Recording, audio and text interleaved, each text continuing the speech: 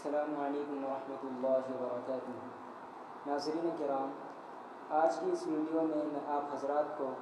شب برات کے متعلق کچھ باتیں بتاؤں گا، اس لیے کہ آج کے ہمارے اس زمانے میں شب برات کے اندر کچھ ایسے اعمال انجام دیے جانے لگے ہیں جو نہ ہمارے نبی صلی اللہ علیہ وسلم نے کیے اور نہ ہی صحابہ کرام رضی اللہ عنہم نے کیے اور نہ ہی تابعین اور تبع تابعین نے کیے۔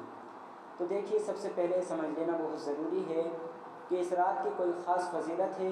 یا پھر عام راتوں کی طرح ایک رات ہے، کیونکہ بعض لوگوں کا خیال یہ ہے کہ اس رات کی کوئی فضیلت نہیں اور اس رات کے اندر عبادت کرنے والا اجر و ثواب کی زیادتی کا مستحق نہیں ہوتا، لیکن صحیح بات یہ ہے کہ اس کے اندر عبادت کرنے والا اجر و ثواب کی زیادتی کا مستحق ہوتا ہے اور یہ رات فضیلت والی رات ہے۔ اب رہا یہ مسئلہ کہ ہم اس رات کے اندر کیا عبادت کریں اور کس طریقے سے کریں، تو دیکھیں، ہمارے نبی صلی اللہ علیہ وسلم نے اس رات کے اندر کوئی خاص عبادت کا ذکر نہیں فرمایا، تو اس لیے کوئی خاص عبادت اپنی طرف سے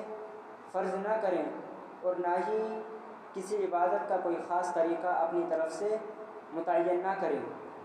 بلکہ جو بھی عبادت کرنا چاہیں وہ عام حالات میں جس طرح سے کرتے ہیں اسی طرح کریں۔ رہا قبرستان جانے کا مسئلہ، تو ہمارے نبی صلی اللہ علیہ وسلم پوری حیات طیبہ میں صرف ایک ہی مرتبہ قبرستان گئے ہیں، تو اس لیے قبرستان جانے کو لازم کر لینا اور نہ جانے والے پر لعن طعن کرنا یہ اچھی بات نہیں ہے،